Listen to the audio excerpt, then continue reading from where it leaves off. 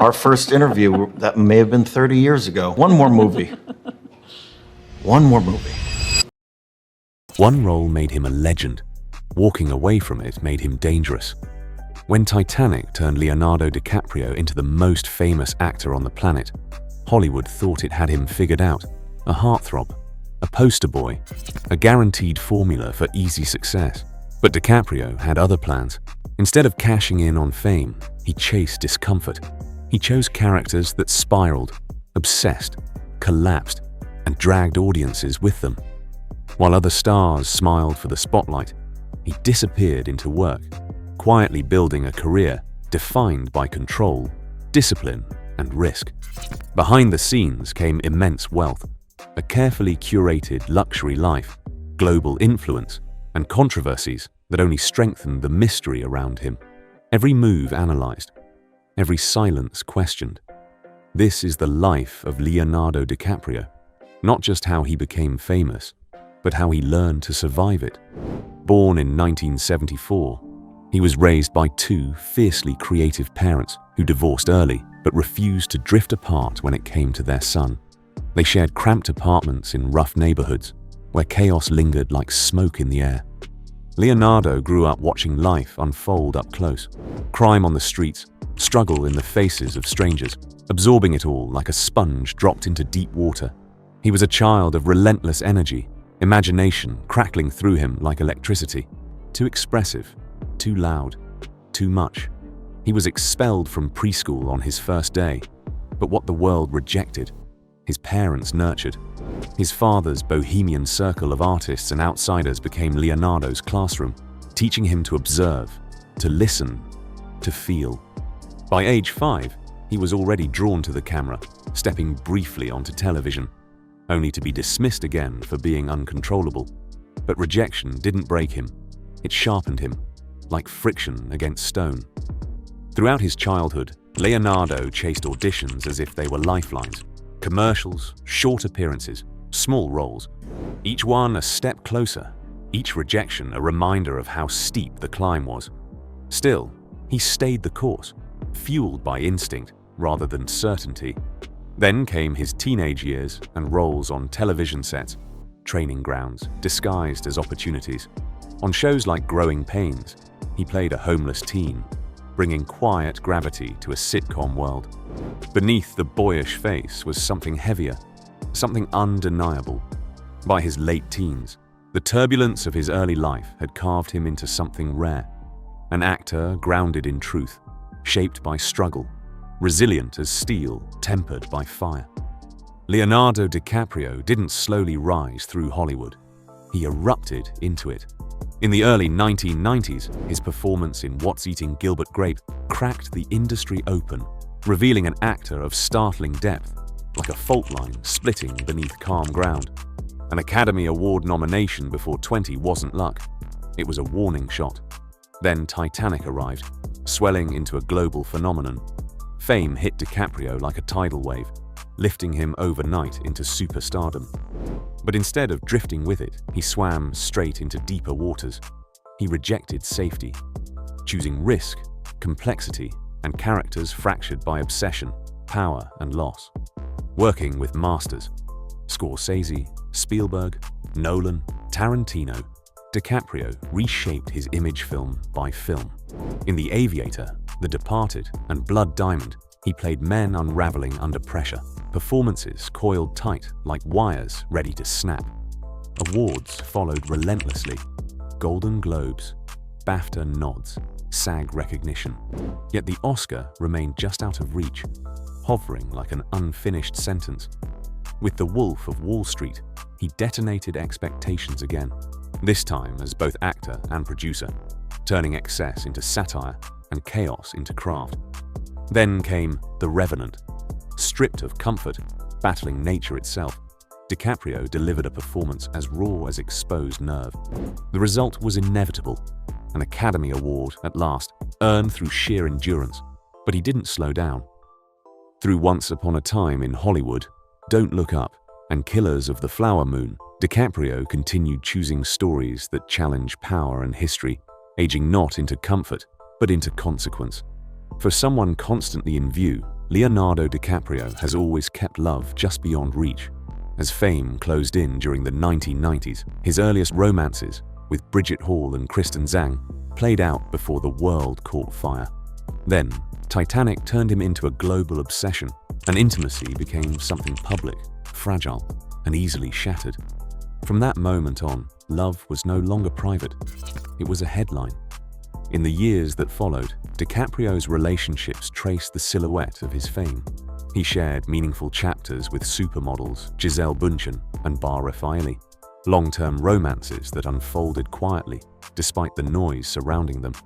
These were not fleeting encounters, but sustained connections, steady as a tide, until it pulled back. Later came Blake Lively, Erin Heatherton, Tony Garn, and Kelly Rohrbach. Relationships that appeared briefly, burned bright, and faded cleanly, like scenes dissolved before the credits rolled. Perhaps the most grounded chapter arrived with actress Camilla Morrone, a relationship marked by longevity and discretion. For years, they lived almost out of frame, suggesting that DiCaprio opens up only when the world looks away. More recently, he's been linked to Gigi Hadid, and since 2023, to Italian model Vittoria Ceretti, a relationship notable for its quiet seriousness and rare public moments. Each appearance felt intentional, measured, like footsteps placed carefully on thin ice. What ties every chapter together isn't excess, it's control. Leonardo DiCaprio doesn't put love on display, he shelters it. Like a flame cupped against the wind, he keeps it alive by refusing to let the world touch it directly. What followed the fame wasn't luxury, it was leverage. As of 2026, his fortune stands at roughly $300 million, built not on reckless spending, but on calculation and restraint. From the beginning, DiCaprio understood that Hollywood rewards not visibility, but leverage.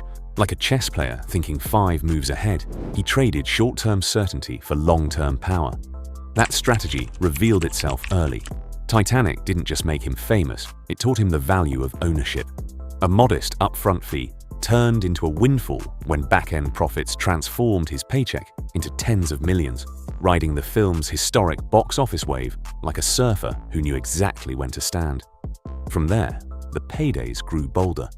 Inception became his financial peak, nearly $60 million earned through profit participation, while films like The Wolf of Wall Street, Don't Look Up, and One Battle After Another reinforced his status as one of the few actors who could command both massive salaries and creative control. Together, his films have generated over $7 billion worldwide, cementing him as an economic force, not just a star. But DiCaprio never relied on acting alone. In 2001, he founded Appian Way Productions, quietly shifting from performer to architect. Through it, he earned not just fees, but ownership, influence, and recurring revenue. Hit films, prestige dramas, and globally distributed documentaries turned storytelling into a sustainable engine, one that paid him long after the cameras stopped rolling. Off-screen, his money followed his beliefs. DiCaprio invested in sustainable and plant-based companies, placing his wealth behind trends moving forward, not fading out. These weren't endorsements chasing attention. They were stakes planted in the future, like seeds set to grow long after the spotlight moves on. When he did endorse brands, he did so sparingly and expensively. His scarcity drove value, earning him hundreds of millions globally from select deals, each appearance measured, each signature worth a premium. If his wealth is calculated, his cars are where intention becomes visible. His garage isn't built for spectacle, it's built with intention. In an industry where excess is the norm, his choices move like a low hum beneath the noise, deliberate, controlled, impossible to miss if you're listening. It begins with the Toyota Prius, a car that cost just $25,000 to $30,000. Long before hybrids became mainstream status symbols, DiCaprio made it his daily driver, and even bought several more for his family. In Hollywood terms, driving a Prius was like showing up to a gala in plain black leather boots, understated, disruptive, confident. Then comes elegance with a conscience. The Fisker Karma, priced around $80,000, introduced sculpted luxury into his eco-driven garage. Sleek and forward-thinking, It proved that sustainability didn't have to sacrifice beauty, like a tailored suit stitched from renewable fabric. Power enters softly with the Porsche Cayenne Hybrid, valued between $75,000 and $120,000. Fast, refined, and controlled, its strength without bravado. Performance that doesn't shout, but waits. Electric ambition runs deeper still. The Tesla Roadster, costing roughly $180,000 to $200,000, pairs supercar speed with zero emissions. It moves like lightning, clean and sudden, leaving nothing behind but silence. And more recently, the Polestar 2, priced between $50,000 and $55,000, reflects precision over extravagance. Minimalist, modern, sharp as a scalpel. Other vehicles have passed through his collection. Luxury SUVs, high-performance machines nearing $200,000, but the pattern never breaks. Whatever the cost, every car serves a purpose beyond status, and when he's not in motion, the places he retreats to speak just as loudly. Over the years, DiCaprio has assembled a real estate portfolio estimated at more than $70 million, not as trophies, but as strongholds, places built for privacy, permanence, and control. Each home feels less like a display of wealth and more like a calculated exhale after the noise of the world. At the center of it all stands his Hollywood Hills compound. What began in the 1990s as a $4 million purchase, two neighboring homes, one famously bought from Madonna, became something far larger over time. Like a chessboard expanded, move by move, DiCaprio steadily acquired surrounding properties, including a $10.5 million mansion added in 2022, transforming the estate into a sprawling 5-acre enclave floating above Los Angeles. Today, the compound is a self-contained world. Infinity pools, underground garages, a private screening room, wine cellars, solar power, and fortress-level privacy. From above, it doesn't feel like a house. It feels like a watchtower, suspended above the city, built not to impress, but to observe and retreat. Then there's the ocean. DiCaprio's relationship with Malibu spans decades. At just 24, fresh from the tidal wave of Titanic, he bought a beachfront home for $1.6 million, a price that now feels almost unreal. Years later, that same property would sell for over $10 million, revealing a talent not just for acting, but for timing. In 2021, he returned to Malibu with a vengeance, purchasing a dramatic cliffside mansion for $13.75 million. Within 4 years, he listed it for $23 million, nearly doubling its value. With walls of glass, private beach access, and sweeping ocean views, the home feels like a modern ship anchored to land. Luxurious, isolated, and always facing outward. But DiCaprio's idea of home doesn't stop at shorelines.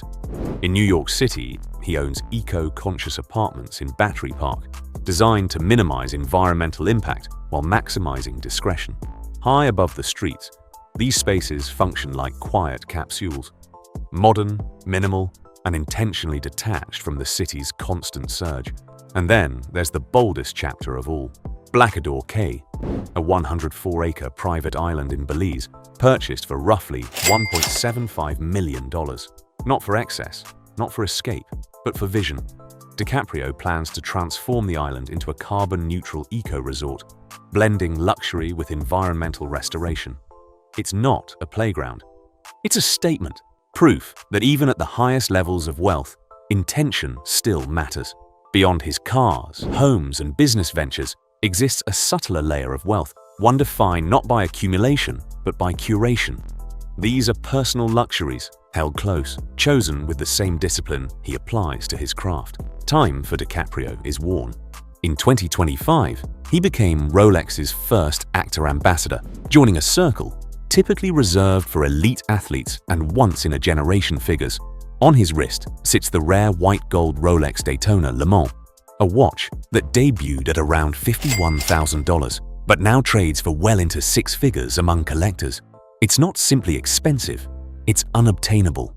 The kind of timepiece granted only to those whose influence precedes them, like a key handed quietly behind a locked door.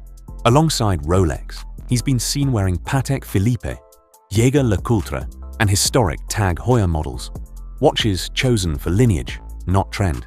They don't shout. They endure. Like heirlooms borrowed from the future. On his walls, luxury takes a different form. DiCaprio is a serious fine art collector, with works by Basquiat, Frank Stella, Takashi Murakami, Ed Ruska, and Andreas Gursky. Pieces that carry cultural weight as much as monetary value. Individual works in his collection range from hundreds of thousands to well over $1 million, yet many don't stay forever. Instead, he releases them. Through high-profile Christie's charity auctions, DiCaprio has sold prized works from his personal collection, helping raise tens of millions of dollars for environmental causes. In one landmark auction, art didn't just hang, it moved, circulating like blood through the arteries of philanthropy. Luxury repurposed as leverage. When it comes to fashion, restraint defines everything. On red carpets, he favors custom Dior, Armani, Prada, and Brunello Cucinelli, where a single bespoke suit can cost $20,000 to $50,000. Yet his look remains stripped down. Dark tones, sharp tailoring, almost monastic in simplicity. No loud jewelry, no experimental silhouettes. It's luxury worn like armor, polished, controlled, timeless. Off-duty, the uniforms soften but the quality remains.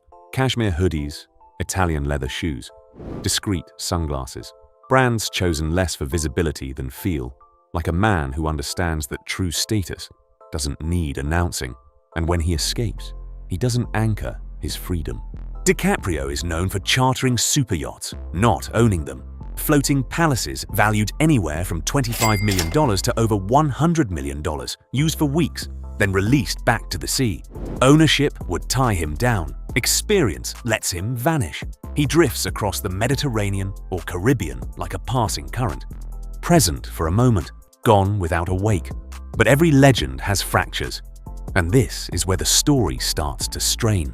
For years, he has stood as Hollywood's loudest environmental voice, speaking at global summits, funding conservation efforts, sounding the alarm like a siren in the dark. Then came the images that cut through the message. DiCaprio aboard super yachts, flying private, vacationing in modes of excess that burn fuel as quickly as they burn credibility. To critics, the contradiction was glaring, preaching restraint while floating on indulgence.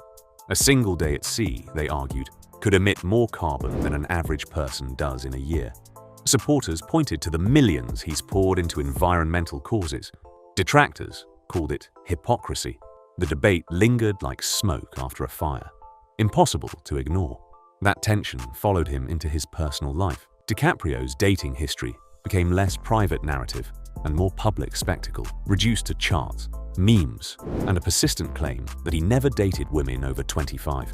Whether exaggerated or not, the pattern fueled accusations about power, age gaps, and Hollywood privilege. He never addressed it. His silence became the loudest response, replayed every time a new relationship surfaced, like a broken record scratching the same question. Then there was The Wolf of Wall Street, a career peak wrapped in irony. The film was celebrated for its ferocity, but its financing later became entangled in the massive 1MDB corruption scandal. While DiCaprio was never accused of wrongdoing, the symbolism was hard to miss. A movie about excess and fraud, partially funded by money alleged to be stolen. He cooperated with authorities and surrendered gifts, but the stain remained, like ink bleeding beneath the page. Through it all, DiCaprio did not pivot.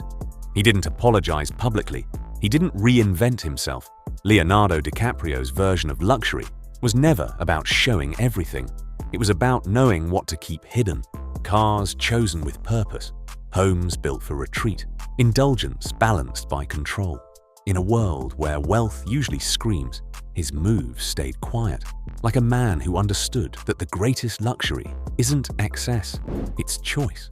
If this deep dive gave you a new perspective, like, subscribe, and tell us, does DiCaprio represent restraint or contradiction? We'll see you in the next story.